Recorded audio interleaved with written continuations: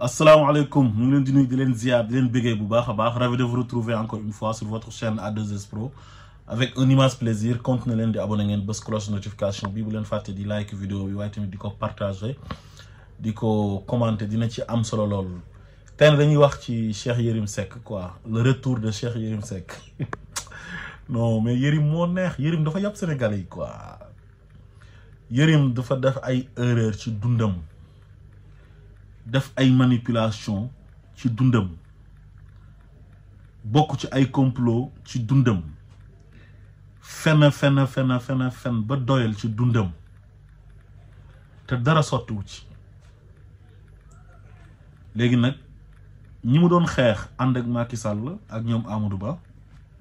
di Ousmane Sonko ak waa Pastef ñooñu tey accédé nañ au pouvoir ba fal président de la République bu tudd Bassirou Diomaye Diakhar Faye léegi nag mu war a signer son comeback son retour jaarale ko ci xaritam rakkam Pape Ngagne Ndiaye ñoom ñaar dañoo yàgg nag man Pape Ngagne Ndiaye man ak moom ñoo nekk ndoroon Walfadjri ci temps yi rajo ba Sacré-Cœur en face kër yaay Youssou Ndour gis nga bi muy commencé benn émission bu tuddoon Penco Yérim Seck mi bokk na ci ñum njëkk invité Sidy Lamine nag la njëkk invité ci émission bi waaye Yérim Seck mi bokkoon na ci les 10 premiers invités de cette émission à l'époque boobu mu ngi nekkoon Jeune Afrique Intelligent bi muy ñëw mu ngi indi benn auto américain yu ngand yooyu noonu Navigator du ma ko fàtte mukk man ak Khadim Ndiaye ñu nekk ci kaw seen ko mu gaare mook Pape Ngagne Ndiaye Pape Ngagne wàcc moom mu wàcc ñu yéeg ci kaw def seen émission ba pare ànd demaat kon mook Pape Ngagne dañoo yàgg moo tax retouram ginnaaw bu mu nekkee fii manipulé ba sonn Sénégalais yi faalewuñ ko te li muy analyser dara du ci dëgg ci ay manipulation rek la ma sa nekk ak ànd ak ñoom Macky Sall ñu koy defloo sale boulot ak Amadou Ba léegi nag liggéey bu salte ba bu doon def yëpp dara sottiwu ci comme Pape Ngagne nag ñoom ñaar dañoo yàgg Pape Ngagne ñëw na ko léegi ñëwal nga recycler waat sa bopp à travers Faram Facce comme Sénégalais yi dañu bëgg yonent bi de trop amuñu ci sago mu ñëw nag indil ñu benn livre boo xam ne nee na yonent bi la ciy tagg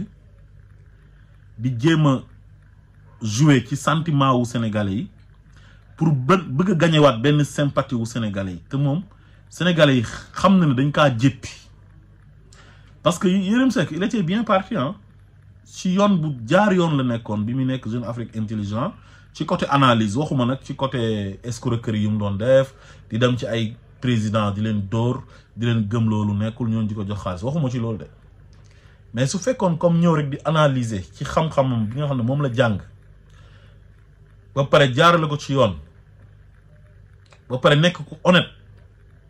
maanaam un intellectuel honnête ku noonu Yérim lu mu bëgg Sénégal mën na ko am même jamono bi ñu ko tëjee kaso ba mu génn ba créé woon benn mouvement yam ba dem Grand Théâtre daf rentrée politique am ne dafay dugg ci politique bi temps yi ñoom Ousmane Sonko sax créé guñu woon parti mais li ko yàq mooy malhonnêteté intellectuelle loolu rek moo yàq Yérim jubadi ñëw jaxasoog ñoom Macky Sall ñu yàq ko ba mu yàqu yaxet di défendre ay indéfendable di défendre ay fen lu nekkul dëgg ànd ak Macky Sall ak Amadou Ba nag ne dañuy xeex Ousmane Sonko gis nga dans un pays normal Yérim Seck warutoon na am kàddu fu mu nekk nii ci penc mi di wax nit ñi di ko dégg parce que nekkatul référence pour la jeunesse parce que dafa def loo xamante ni bu ko nit defee ba pare su fekkee da daan wax dafa war a toog noppi ba faw kenn waratu ko gis ci espace médiatique bi wala ci débat public bi mooy koo xam ne dañ la condamné yow ci viol ba tëj la ci kaso condamnation bu leer nañ bokkul ak koo xam ne dañ ko doon taqal di ko comploter pour éliminer ko politiquement armer une arme sexuelle contre moom dem na dañ na ko kooku jiiñ viol xale bu jigéen boobu sénégalais yi teel a comprendre ne loolu du dëgg jóg xeex mooy le cas de Ousmane Sonko ak Adji Sarr te moom mii bokkoon na ci complot bi ndax bi ñu koy tëgg fekkee na ko parce que moo fi toog ne conseil en communication la bu ñoom Mamour Diallo te ñoom Mamour Diallo bi ñu doon tëgg seen complot ak ñoom Gabi Sow waxtaan wi ñu doon def yépp moom fekkee na ko moo tax jamono jooj bu ngeen seetloo dafa noppi parce que dafa bëggoon morom ba pare bokkoon ci ñi nga xam ne dañ koy utiliser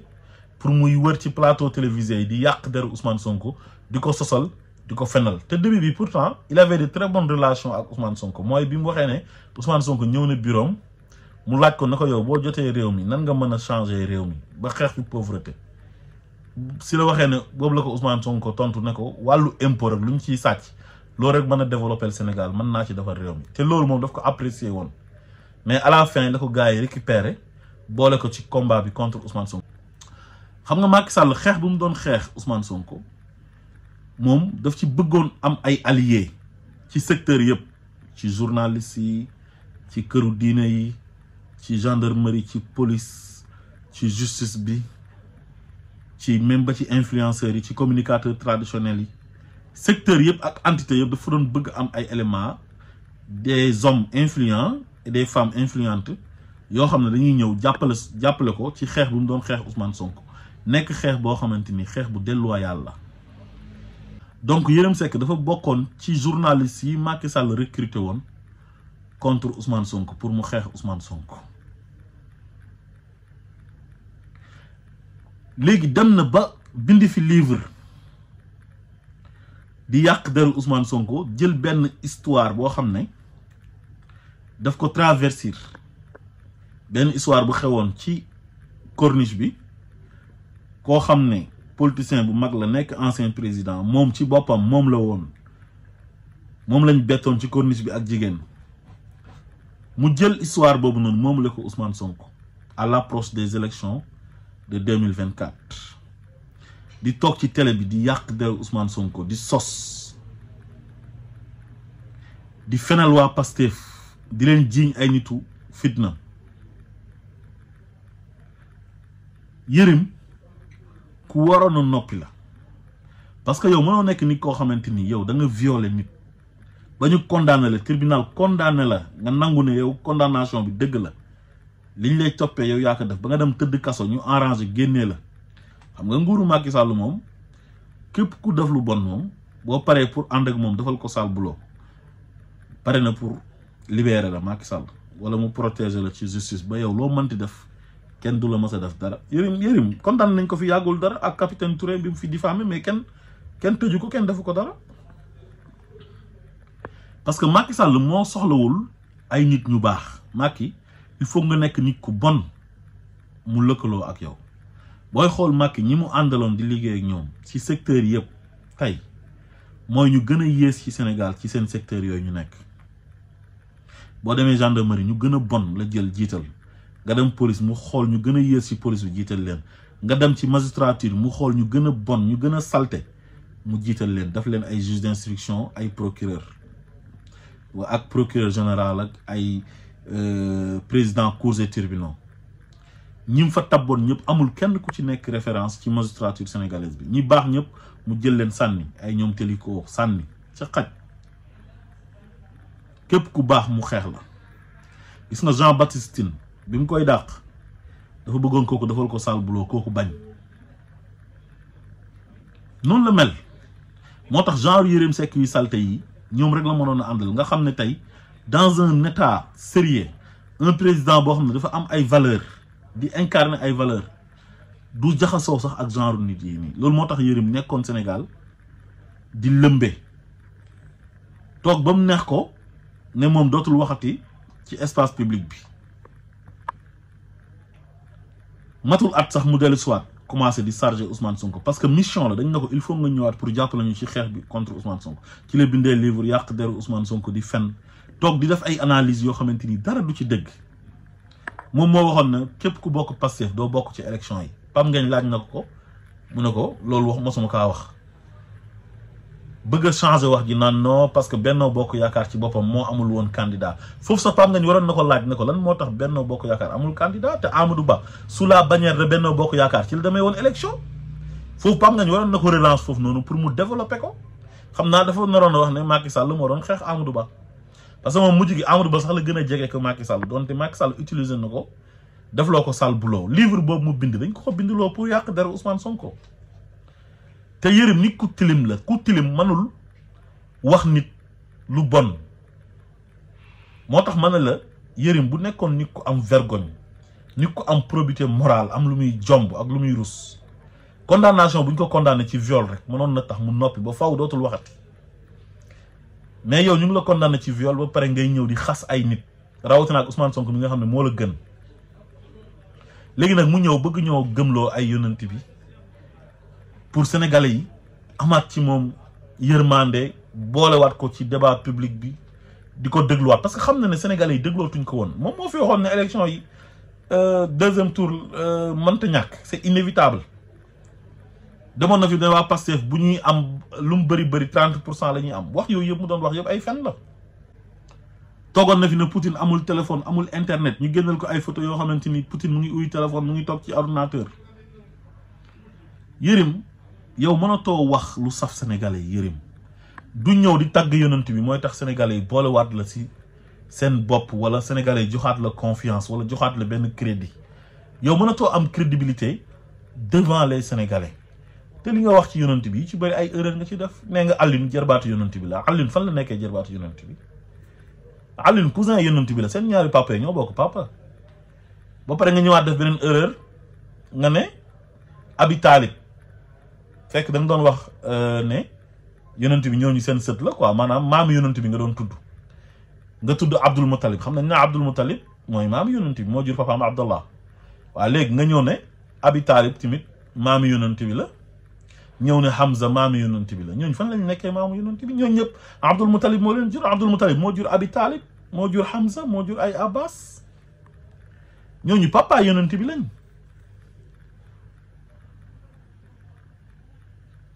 ba ci Abu Lahab kon Yérim mënoo fi ñëw naan dañuy jéem a manipuler parce que li nga tu as commis trop d'erreurs au Sénégal tu as fait trop de mal aux gens rawatina ak waa Pastef ci yàq der ci fen ci sos tu n'es pas de bonne mœurs Yérim amoo benn exemple boo mën a joxe ci Sénégal doo référence ba tax nga ñëw jàpp ne boo ñu indilee yonent bi ñun comme dañoo bëgg yonent bi li nga mas a def yëpp dinañ ko fàtte boo tuuboon nag jàkkaaru Sénégal yi na tuub naa lépp lu ma mas a def ak lépp lu ma leen mas a tooñ baal leen ma ko man maa leen tooñ maa nekkoon ci erreur man nañ la jéggal xam nga waaye du ñëw bind livre ci yonent bi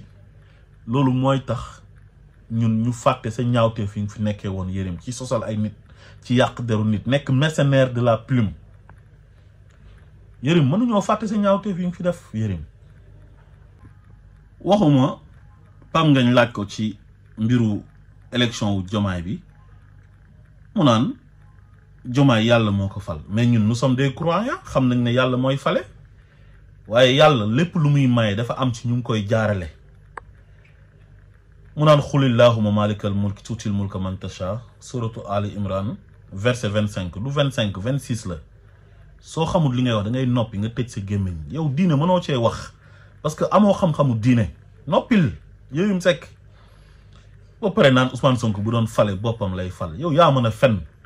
ginnaaw yàlla falu président Bassirou Diomaye Faye yàlla ci Ousmane Sonko la ko jaarale ak askanu Sénégal Ousmane Sonko yéen ñii yéen bandi yi saay-saay yow mu bon mi Yérim Seck ànd ak Macky Sall di xeex Ousmane Sonko pour mu bañ a nekk candidat seen ay fen seen ay kàcc seen banditisme d'état yow ak sa procureur yi ngeen àndal ak juge yi ngeen àndal yéen ñu bon ñu yées ñi ak Macky Sall muy gën a bon ci Sénégal yéen a tax Ousmane Sonko nekkul candidat sénégalais yi ñoom ñoo ne Ousmane Sonko bu nekkul candidat képp kum ñu joxoñ kooku la ñuy fal Ousmane Sonko moo tax président Bassirou Diomaye Faye nekk président de la République ginnaaw yàlla nga naan ñu ay xulillahuma malikal mulk tuutil mulka man tasha xam nañ ne fii lu fi am yàlla la parce que nous sommes des croyants waaye soo ne Ousmane Sonko su mënoon a fal boppam lay fal du fal président Bassirou Diomaye Faye soo ko waxee Yérim Seck tu maa waxoo dëgg fenkat nga yow man maa la ko wax yow. kan moo tànn Diomaye Ousmane Sonko dañ ko recalé mu tànn Diomaye moom moo ne tànn naa Diomaye Faye comme candidat moom moo ko def candidat moom moo tànn Diomaye Faye léegi su taxutoon ak moom est-ce que Diomaye dina nekk candidat est-ce que Diomaye dafa jëloon initiative boppam ne moom dafay nekk candidat Diomaye Ousmane Sonko moo nekkoon candidat yam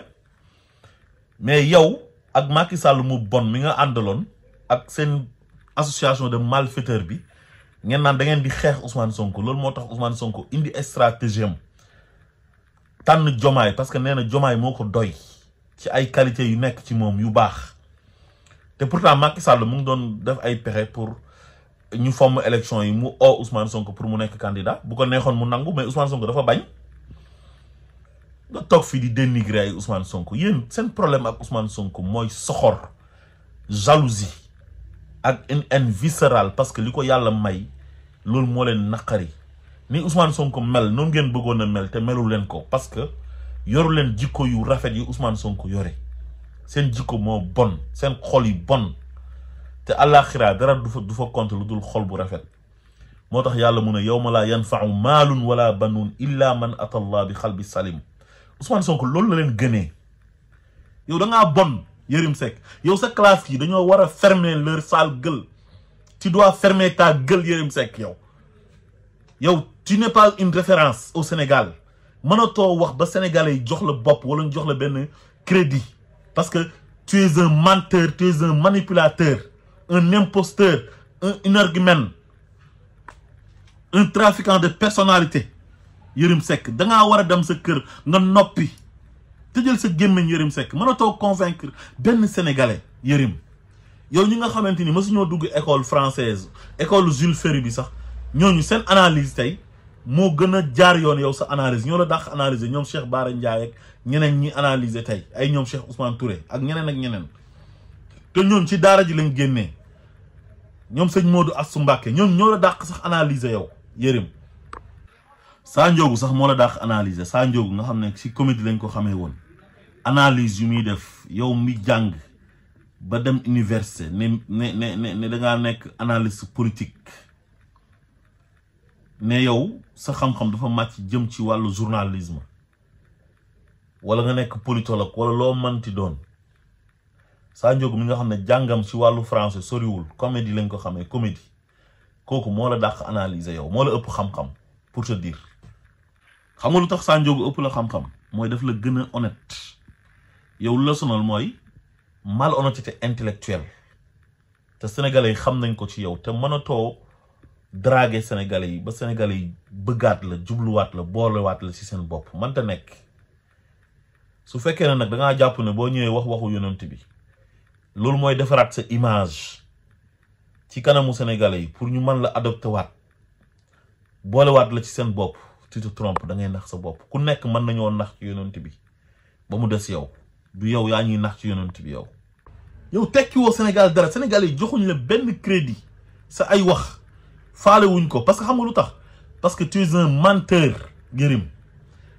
iñaane gi nga iñaane Ousmane Sonko ba nga jàppoon ci ñi ko doon xeex pour mu bañ a nekk candidat nekkul candidat waaye fal na président de la république te mënoo ci dara président Bassirou Diomaye Faye bu demoon moom kenn élection en tant que président Bassirou Diomaye Faye sans mu ànd ak Ousmane Sonko joxoñ ko ne voté leen Diomaye man maay Diomaye te Diomaye mooy man ku noonu du am 0,0% te yow loolu xam nga ko mais sa soxor ak sa bon ak yéene gi nga amoon te yàlla dogalut li ngeen bëggoon yaa saay-saay si nga àndaloon ak bandi yi nga àndaloon ñoom Macky Sall loolu moo leen métti parce que da ngeen ne échec da ngeen doon xeex benn groupe muy waa Pastef ki ko dirigé di Ousmane Sonko mu def ay stratégie ba njuuy leen jaar ci flanc yi teg ki nga xam ne mooy numéro 2 am kooku gagné leen comme kooku bu gagné dafa mel ni Ousmane Sonko moo gagné Yérim Seck ferme ta gueule Yérim Seck un vaurien doo dara ñu la gis nag yaa ngi commencé neexal Ousmane Sonko naan waaw yonent bi de bi mu defee Fathu Makka dafa waxoon lu yonentu yàlla Yusufa waxoon la tasriba aleykumul yawm toppeewu ma leen dara tey comme lu sama mbokk Yusufa waxoon lu laa leen di wax li mu waxoon frère am ya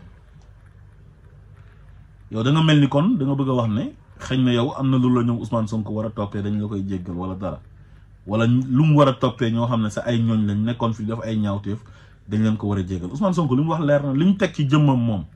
mën na ko baale moo président Bassirou Diomaye Faye baale nañ waaye li ñu teg sénégalais yi ngir xeex benn doomi aadama boo xam ne sénégalais yi ñoo ko bëgg comme ni ñu gisee woon Macky Sall bëgg ko en 2012 Macky Sall taxaw di utiliser ce genre gi di utiliser l'administration les moyens de l'État di utiliser les forces régaliennes di recruter ay nervis di utiliser ay magistrats juges ak procureurs di leen xeexloo benn doomi aadama boo xam ne sénégalais yi ñoo ko choisir mais loolu c'est un manque de respect notoire vis-à-vis des sénégalais te yow ci ñooñu nga bokkoon loolu duñ ko baale xale yi ñu fi rey xaalis yi ngeen fi sàcc détournement de deniers publics ñaawteef yi ngeen fi def même magistrat yi ko doon jàppale ci ñaawteefam yi di jalgati yoon mais ñooñu timit dañoo war a leeral te dinañ leeral parce que sénégalais yi loolu dafa tax ñu fal waa Pastef ndax injustice ndax dérive yu Macky Sall nekkee woon fii nii yow nag benn pion nga bu ñu doon utiliser ngay def sale boulot te défaite kese nga ci am sénégalais yi dañ la vomir sénégalais yi soxlaatuñ la Yérim Seck te yow loolu xam nga ci dara émission bi nag mu ngi doon am ay vues yu bëri mais xam nañ ne dañ kumpa moo ci dugal sénégalais yi pour ñu xool lan ngay fenati loolu rek la waaye du déglu ngir jëlee ci xam-xam wala am lan lañ ciy jàngee sénégalais mënatuñoo jàng ci yow dara parce que nit bu demee ba nekk nit koo xamante ni fenkat la du wax lu dul dëgg kooku même bés bu waxee dëgg sax nit ñi duñ ko gëm xamal ne ñun mënatoo gagné suñu sympathie ci ñëw ne da ngay tagg yonent bi sallallahu alayhi wa sallam yonent bi dafa am ay jikko yu rafet yu mu yoroon wa innaka la ala xuluqin azim loolu la ko yàlla taggee ne ko yow sa jikko yi dafa màgg te jikko yooyu doon yonent bi làmboo woon ñun gisuñ si nga yore benn jikko Yérim yonent bi daawul nekk di yàq nit ngir mbiru àdduna